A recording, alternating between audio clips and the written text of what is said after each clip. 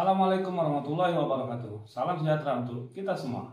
Perkenalkan, saya Anton Kurniawan, SSI MSI, dosen prodi manajemen Fakultas Ekonomi Universitas Sumatera Selatan. Pada kesempatan ini, saya akan menyampaikan pernyataan diri dalam unjuk kerja terhadap perguruan tinggi atau PDD UKT-PT pada bidang pengajaran. Praktik pembelajaran yang saya sajikan merupakan pelaksanaan pembelajaran pada mata kuliah pengantar kewirausahaan dengan kode mata kuliah EMJ 242304 berbobot 3 SKS yang diberikan kepada mahasiswa semester 2 program studi manajemen. Melalui mata kuliah ini, mahasiswa diharapkan mampu memahami konsep dasar kewirausahaan, yaitu mengembangkan kemampuan menyusun bisnis plan, melakukan analisis pasar, merancang strategi pemasaran, memahami aspek operasional dan keuangan usaha, serta memiliki sikap kreatif, inovatif, adaptif, dan berorientasi pada peluang usaha. Proses pembelajaran dilaksanakan selama 16 kali pertemuan, termasuk TS dan ujian akhir semester. Materi disusun secara bertahap sehingga mahasiswa mampu memahami konsep kewirausahaan sekaligus menerapkan dalam penyusunan rencana bisnis yang komprehensif. Dari seluruh rangkaian pembelajaran tersebut, pada video PDD UKT-PT ini saya akan menampilkan salah satu praktik pembelajaran pada materi perencanaan bisnis atau business plan. Materi ini dipilih karena merupakan kompetensi utama yang mengintegrasikan berbagai konsep kewirausahaan menjadi sebuah rencana usaha yang layak dan dapat diimplementasikan. Melalui pembelajaran ini, mahasiswa tidak hanya memahami teori, tapi juga mampu menyusun bisnis plan berdasarkan identifikasi peluang usaha dan hasil analisis pasar. Berikut merupakan praktik pembelajaran yang saya laksanakan. Oke, Assalamualaikum warahmatullahi wabarakatuh. Waalaikumsalam warahmatullahi wabarakatuh. Selamat pagi, salam sejahtera kita semua. Apa kabarnya? Alhamdulillah baik Pak. Oke, untuk perkuliahan pagi ini, sebelum kita mulai, marilah kita berdoa menurut agama dan kepercayaan masing-masing. Berdoa, mulai.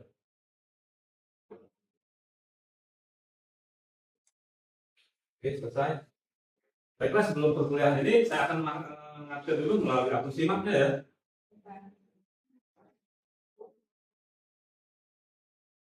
Baik, alhamdulillah semua di sini masuk semua ya. Kelas rajin. Baik, hari ini tujuan pembelajaran kita adalah yaitu mahasiswa mampu membuat rencana bisnis yang komprehensif meliputi visi, misi, tujuan, analisis pasar, strategi pemasaran, operasional dan keuangan. Sebelum kita masuk ke materi yang baru, saya ingin bertanya dulu nih. Ada yang masih ingat materi perkuliahan pada minggu lalu? Apa? Mental wirausaha Pak. Oke, betul. Selain itu apa? Jiwa kewirausahaan Pak. Ya, baik. Kemudian dari sikap kewirausahaan tadi ada semangat lagi ya, yaitu berani mengambil resiko. Ya. Kemudian memiliki ide-ide dalam dunia kreatif, ide-ide cemerlang, kemudian tekun, teliti, dan juga produktif. Kemudian memiliki motivasi untuk berkarya secara mandiri, penuh, dan bertanggung jawab. Ya, sekarang saya mau tanyakan dulu ya, menurut kalian, mengapa seorang entrepreneur itu berani mengambil resiko? Malah, ya. Agar suatu usaha itu Pak lebih matang lagi dan lancar untuk menjalankan suatu usaha Pak. Oke, baik. Betul ya. Jadi itu artinya era ya Mas ya? Iya. Jadi itu sudah ada perencanaan dalam bisnis ya. Jadi kita seorang wirausaha itu berani mengambil resiko karena dia memiliki perencanaan dalam bisnis ke depannya. Hanya usaha yang gagal itu bukan berarti produk usahanya itu buruk, ya. Karena tidak memiliki perencanaan dari awal, ya. Kurang matang ya. Contohnya kan seperti kalian juga, kalian masuk ke dunia perkuliahan pada waktu mau masuk kuliah kan pasti ada perencanaan awal. Nah seperti itu juga pada bisnis kan. Ya. Baik. Apa itu perencanaan bisnis? Menurut kalian apa? Udah yang cocok-cocokannya? Apa perencanaan bisnis? Sini, perencanaan bisnis apa? Menurut kalian rencana itu apa sih? Langkah-langkah. Langkah-langkah. Ini yang jawab saya terus ya. Langkah-langkah tahap awal ya. Ya. Ya, di sini ada perencanaan bisnis, yaitu adalah dokumen tertulis yang menjelaskan tentang visi, misi, tujuan, strategi serta rencana operasional keuangan suatu usaha. Ya. Kemudian itu rencana itu berfungsi sebagai peta jalan. Misalnya kalau kalian tidak ada peta, bagaimana kita akan bisa sampai tujuan? Nah, seperti itu ya. Jadi ketika kita akan memulai suatu bisnis, yang pertama kita harus berencana. Ya, seperti yang sudah kalian pada fungsi manajemen itu ada berapa? Ada berapa fungsi manajemen? Yang pertama apa? Planning. Benar? Perencanaan. Yang kedua, organizing. Yang ketiga, apa? Actuating ya. Benar kan? Aksi ya. Ya kalau kita berencana terus tapi tanpa ada aksi yang dapat kita lakukan, artinya kita nih sama seperti kata dalam tempurung ya. Selalu andaikan, seumpama, jikalau, andai kata ya. Tapi tidak ada gerakan ini. Nah, jadi perencanaan itu juga tidak akan bisa tercapai. Selanjutnya, jadi komponen utama perencanaan bisnis itu ada 8 ya. Yang pertama, ringkasan eksekutif. Apa itu ringkasan eksekutif? Yaitu bagian yang berisi gambaran singkat mengenai keseluruhan rencana bisnis kita, mulai dari jenis usaha, produk yang ditawarkan, hingga tujuan usaha. Meskipun berada di awal ya, tapi ringkasan eksekutif ini biasanya disusun setelah bisnis plan selesai dibuat. Ya. Kalau diibaratkan ya itu tadi kata saya kan seperti film ya. Film itu mau trailernya kemana? Kemudian. Nah kemudian komponen yang kedua dan ketiga yaitu deskripsi usaha, visi, misi, dan tujuan. Ya. Pada bagian ini dijelaskan juga identitas usaha seperti nama usaha, bidang usaha, produk atau jasa yang ditawarkan. Ya. Jadi kita jangan hanya mindset kita tertanam ketika kita akan melakukan bisnis dan kita hanya menjual produk. Kalau kita ada keahlian itu bisa kita jual ya, bisa kita pasarkan. Ya. Produk dan jasa yang ditawarkan yaitu ada bentuk kepemilikan, kemudian ada serta informasi umum mengenai bisnis yang akan dijalankan. Itu masuk ke dalam komponen kedua dan ketiga. Kemudian ya komponen keempat ada analisis masalah dan peluang. Ya. Bagaimana kita menganalisis masalah? Ya. Masalah dulu atau peluang dulu yang? Masalah dulu ya. Baru timbul peluang. Ya. Kata orang itu ada ketika kita kepepet, baru kita akan timbul ide. Ya. Jadi manusia itu ketika akan kepepet, baru timbul ide atau peluang. Ya. Tapi ide yang positif ya. Bukan berarti ide yang negatif.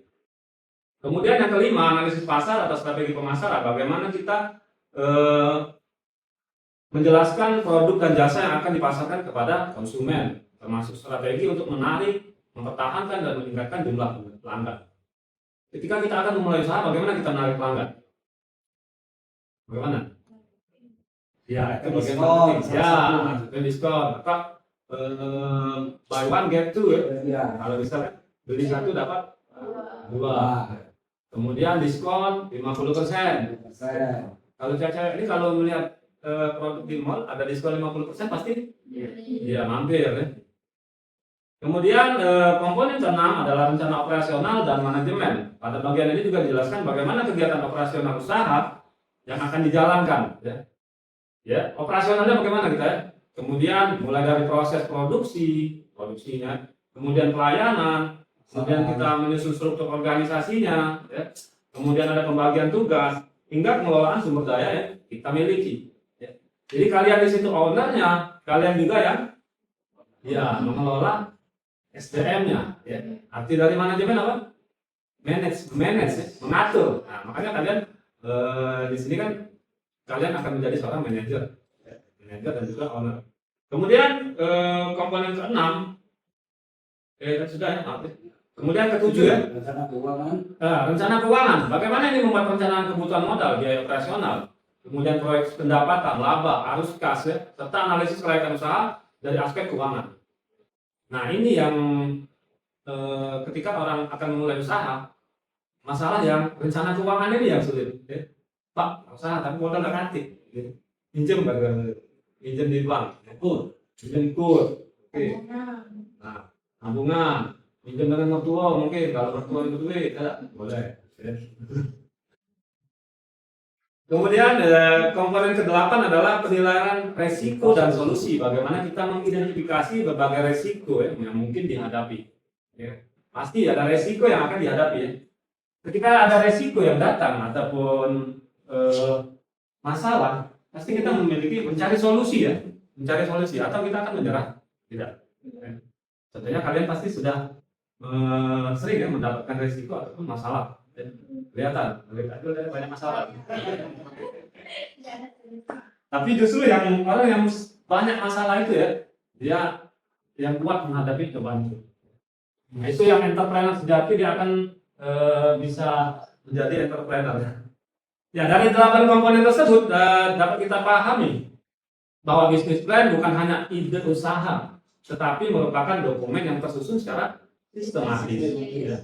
Agar bisnis memiliki arah jelas dan dapat dijadikan pedoman dalam menjalankan maupun mengembangkan usaha. Ya, kita tidak usah muluk-muluk dulu mau mengembangkan usaha. Yang penting usahanya jalan dulu ya. Ya kan? Bisa berjalan dalam 1,5 tahun saja itu sudah alhamdulillah. Ya, katakanlah tidak mendapatkan laba, tapi bisa balik modal. Intinya kalau orang usaha, kalau kuliner, untuk makan jadilah ya kan? Nah, itu sudah termasuk untung ya. Nah, di sini saya juga ada rencana untuk membuka bisnis ya. Sekarang kan yang selalu disenangi oleh anak-anak muda itu ngopi ya. Itu ngopi sambil pegang HP ya, ada wifi-nya. Ya. Nah, itu kan walaupun minum segelas kopi tapi tahan lama berjam-jam. Nah, itu saya akan membuka usaha yaitu yang dinamakan dengan ngopi dokin. Nama usahanya ya, kalau di Palembang kamu ngopi dokin itu ngopi dulu. Ya. Kalau kata orang Sunda ngopi helak. Ada dari Sunda. Kalau di Kacil ngopi kudai. Ngopi kudai kalau di Pangarawa. Pak Lawa. Ngopi kudai. Nah, jadi ini ada jadi deskripsi usaha saya sudah membuatkan ya, rencananya. Jadi bidang usaha termasuk dalam makanan dan minuman. Itu kopi kekinian. Alamat usahanya itu di Jalan Jenderal Sudirman. Kemudian bentuk usaha termasuk usaha mikro kecil. UMKM. Ya. Kemudian pemilik usaha ya saya sendiri. Ya. Bentuk kepemilikan yaitu perorangan. Ya. Jadi kontaknya ada email dan nomor WhatsApp. Ya. Kemudian selanjutnya saya juga membuat visi, misi dan tujuan dari Ngopi Dokin tadi ya, yaitu visinya menjadikan brand kopi kekinian lokal terfavorit di kalangan generasi muda dengan harga terjangkau. Ya. Yang pastinya di cari anak muda sekarang kan harganya terjangkau ya. Contohnya harga terjangkau itu berapa? 20.000, mahal itu masih. 5.000 nih saya jual. 5.000. Tapi kopinya kamu punya lewat. Dari Pangkalan, Pak Lawa. Iya. 5 ya. Jadi kita membuat dengan harga terjangkau dulu ya. Pertama kan tidak usah mahal-mahal dulu ya. Kan? Dan kualitas terbaik. Ya, benar kata itu tadi kopi dari Pagar Alam, Pak Lawa. Misinya yaitu menjadikan kopi dalam minuman berbasis kopi berkualitas tinggi ya, dengan inovasi rasa ya bervariatif. Apa yang kalau kita yang kopi yang mahal itu kopi apa yang keluar dari kan keluar dari binatang apa itu? Luwak. Nah, itu ya. Musang ya. Kenapa bisa mahal itu kita tidak tahu. Nah, jadi walaupun kata orang tuh kopi tapi kopi kaki 5 tapi rasa bintang 5. Kemudian misi selanjutnya memberikan pelayanan yang ramah dan tempat yang nyaman bagi pelanggan. Ya, yang pertama kalau ada colokan pasti orang tuh galak. Colokan HP, ada wifi-nya, ya. Nah, wifi gratis, tahan nongkrong berjam-jam, AC dingin, ya. Kemudian ada musik, ya. Bagi yang suka karaoke, nah itu salah satu kita memberikan pelayanan dengan fasilitas yang baik. Itu secara kita menarik pelanggan juga ya. Kemudian menggunakan media sosial sebagai promosi ya, dan yang utama, kemudian menjalin kemitraan dengan petani kopi lokal, menjaga kualitas dan berkelanjutan. Jadi fungsinya itu menjalin kemitraan itu dengan petani lokal kita untuk menjaga kualitas, jangan sampai stok barang kita habis ya. Ya, untuk keberlanjutan usaha tadi ya, syukur-syukur bisa berkembang. Tujuannya itu mendapatkan minimal 100 pelanggan per hari dalam 6 bulan pertama ya. Bukan sebulan pertama baru buka ada 100 pelanggan, saya mustahil ya. Kecuali pergi ke Gunung Kawi kan. Ya, kemudian membuka 3 cabang dalam waktu 2 tahun. Ya, ini target ya. Target, tidak tercapai tidak apa-apa. Ya, yang penting kita sudah ada target ya, supaya semangat. Kemudian mencapai BEP atau break even point dalam 10 bulan. Jadi BEP ini kita bisa mengembalikan modal tadi ya dalam 10 bulan. Ya. Seperti pasti sewa tempat, ya. Kemudian apa lagi? Membeli alat, ya, bayar lampu, bayar SDM, karyawan. Nah, itu bisa kembali tidak modal awal yang kita gunakan dalam waktu 10 bulan. Ya. Selanjutnya, ya ini ada analisis masalah dan peluangnya. Masalahnya itu banyak kedai kopi yang kekinian ya, tetapi sebagian besar harganya tinggi dan tidak menjangkau semua segmen. Nah, itu yang saya katakan tadi, kita jangan terlalu mahal ya. Kita menjual rendah saja, tetapi jangan rugi. Ya. Kata orang Cina tuh untung dikit jadilah. Ya. Jangan sampai ruginya. Bila perlu balik modal apa boh. Kemudian minuman kopi instan yang kurang variasi, rasa dan pengalaman. Ya, masalahnya di sini minuman kopi instan itu ya kurang variasi ya. Jadi bagaimana kita bisa memvariasi atau membuat kopi itu menjadi pas di lidah kalangan anak muda, ya kan? Kemudian minimnya konsep kedai kopi yang bisa menjadi tempat tongkrongan generasi muda dengan harga terjangkau. Ya. Jadi konsep kedai kopinya kita buat seperti apa nih? Ya, atau dibuat seperti apa? Outdoor, ya, outdoor. Kemudian ada sesi-sesi pantai mungkin ya. Kemudian ada pasir-pasir, ya seperti itu. Jadi ya terserah sesuai konsep kopi, kedai kopi yang kita buat. Nah, itu masalahnya tuh banyak kedai kopi yang hanya kedai kopi saja, tetapi tidak memiliki konsep yang jelas di situ ya. Peluangnya yaitu tingginya minat generasi muda terhadap kopi dengan cita rasa unik dan visual dan menarik. Ya, pasti semua di sini senang kopi kan? Banyak putih. Tapi rasanya anak-anak muda sekarang sudah ini ya, jogging ya, mengurangi mas-mas bagus ya, seperti itu ya. Boleh kopi tapi kopi pahit, sehat gitu. Ya, ya bagus untuk anak muda yang sekarang sudah lebih ke olahraga. Kemudian tren kopi dengan campuran susu, boba, topping kekinian yang semakin digemari. Asalnya boba sudah hampir ini ya. Iya. Sudah punah ya, lagi boba. Ya, nanti kita bisa bahas sepertinya toppingnya apa ya.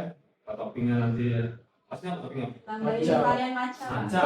atau durian bisa enak kan kopi campur durian ya.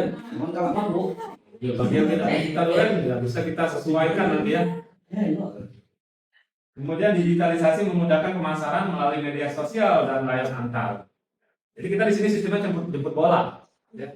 Kita mengantar, kemudian bisa juga menawarkan ya jemput ya. Bukan hanya orang saja yang diantar jemput, kopi juga bisa. Ya, ini ada analisis pasarnya ya. Nah, seperti yang saya katakan tadi ya, demografi usia rentan di antara usia 15 sampai 35. Ya. Rasanya kalau kita menawarkan kopi kepada orang yang 35 ke atas sampai 60, saya tidak minum kopi ya. Obat-obatan yang pasti ditawarkan pada orang tua ya. Pelajar, mahasiswa, pekerja muda ya. Itu ya. Ya, kemudian geografinya yaitu perkotaan khususnya di kawasan pendidikan dan perkantoran. Nah, pasti ya. Kalau buka kopi-kopi, contohnya di mana?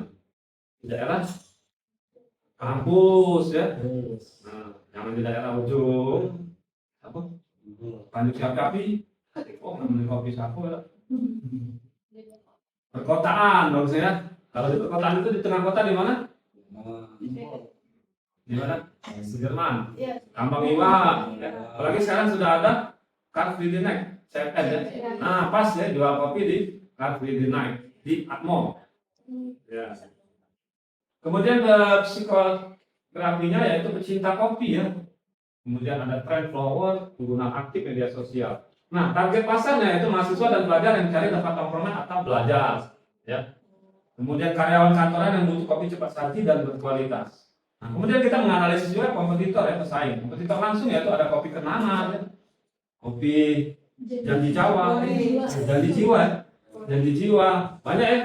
Kopi Starbucks. Nah, itu kompetitor kita secara langsung ya, banyak pesaing. Yang memang sudah mereka brandnya kalau kopi pasti anaknya Janji Jiwa, kata orang kopi Janji Jiwa terkenal. Ya. Nah, kita harus memiliki kelebihan. Apa sih kelebihan kopi kita ini? Ya harganya tadi lebih terjangkau. Ya. Kan, beli satu gratis satu bisa juga.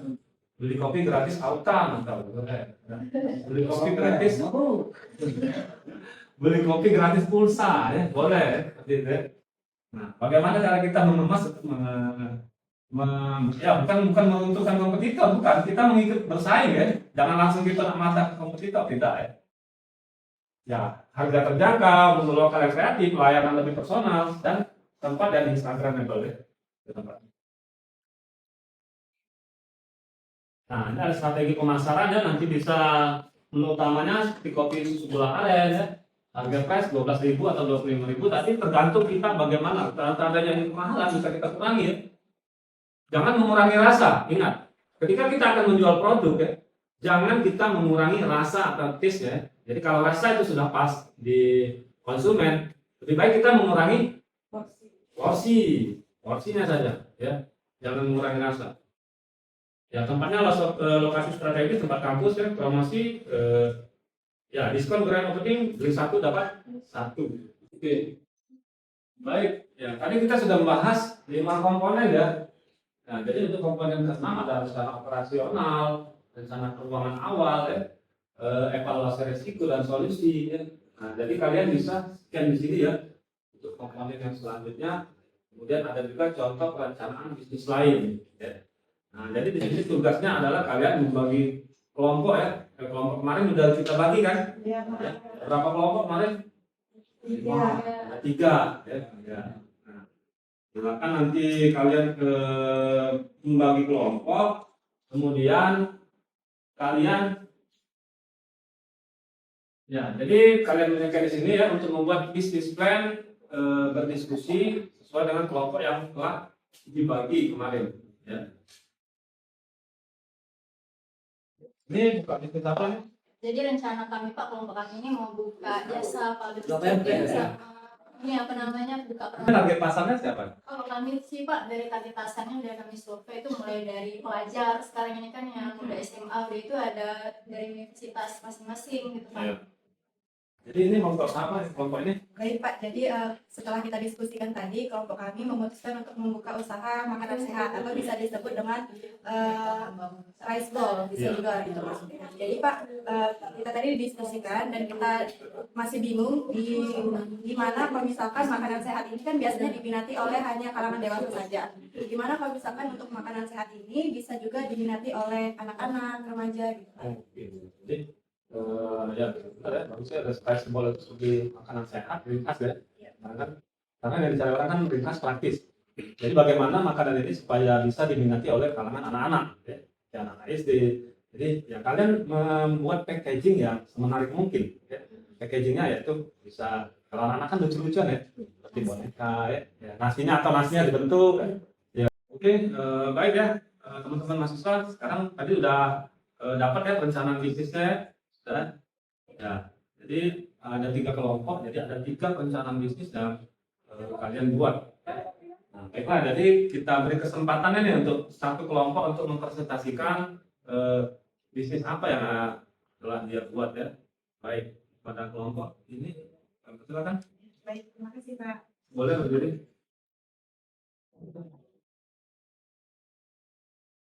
Baik, izin Pak, izin teman-teman. Assalamualaikum warahmatullahi wabarakatuh. Waalaikumsalam warahmatullahi wabarakatuh. Kami dari kelompok 2 akan mempresentasikan apa yang sudah kami diskusikan mengenai bisnis plan, yaitu Healthy Bowl atau makanan sehat. Jadi, untuk Healthy Bowl merupakan usaha di bidang kuliner yang menyediakan makanan sehat dengan konsep praktis, bergizi, lezat, dan terjangkau bagi mahasiswa, pekerja, serta masyarakat yang menerapkan gaya hidup yang sehat. Produk yang ditawarkan meliputi rice bowl, sehat, salad bowl, fruit bowl, dan minuman sehat yang dibuat dari bahan-bahan segar tanpa pengawet. Jadi, untuk usaha ini mengutamakan kualitas bahan baku, cita rasa yang sesuai dengan lidah masyarakat Indonesia, serta pelayanan yang cepat dan ramah. Untuk memperluas jangkauan pasar, Healthy Bowl memanfaatkan pemasaran digital melalui media sosial, layanan antar pasar atau online driver, serta program promosi yang menarik dengan langsung dan mengusung slogan Healthy Food, Healthy Life. Healthy Bowl diharapkan mampu menjadi pilihan utama masyarakat dalam memenuhi kebutuhan makanan yang sehat dan praktis, serta berkualitas. Baik teman-teman sekalian, kalau ada masukan boleh. Masukkan Pak, ayo cepet. Iya, pertanyaan tadi. Oke, teman-teman ada yang mau bertanya atau masukan, memberi kritikan? Ya, Baik, silakan. dari kelompok 3. Izin tanya Kak, tadi kan kakak sudah ada produk yang ingin dipasarkan itu makanan sehat. Nah di sini di zaman sekarang ini kan dia bersaing dengan makanan. Kalau misalnya nih, apakah kalian udah siap menyiapkan resiko dan solusinya? Gitu. Pertanyaannya. Oke, terima kasih dari kalian ya yang telah mempresentasikan bisnisnya ya. Baik, teman-teman kita berikan applause. Silakan kembali ke tempat duduknya. Oke, baik. Sebelum kita akhiri perkuliahan ini, saya ingin mendengar pendapat dari adik-adik mahasiswa dulu ya. Pelajaran penting apa yang kalian dapat dari perencanaan bisnis pada hari ini? Ya, sekarang Iqbal. Ya, Pak. Ya. Ternyata membuat usaha tidak cukup hanya punya modal, Pak. Ya, benar ya. Benar. Ternyata membuat usaha itu tidak hanya mempunyai cukup modal ya. Banyak orang yang modalnya banyak tapi tidak bisa menjalankan bisnisnya. Itu. Kemudian selanjutnya ada lagi? Kita harus mengenal konsumen, Pak. Ya, kita harus mengenal konsumen ya. Agar kita dapat bagaimana kita memasarkan produk yang akan kita buat itu ya. Jadi sangat baik ya. Jadi saya senang teman-teman tidak hanya mengingat teori saja, tapi juga memahami proses berpikir bagaimana akan menjadi seorang entrepreneur, ya, entrepreneur yang baik, kemudian yang tidak gampang menyerah, ya. Makanya harus ada perencanaan bisnis. Oke. Sebelum kita tutup, saya ingin menguji pemahaman kalian ya untuk melalui 3 pertanyaan singkat. Ya, kalian bisa scan dari HP masing-masing ya. Ada scan barcode di atas. Nah, itu. Jadi ada 3 pertanyaan yang bisa kalian jawab.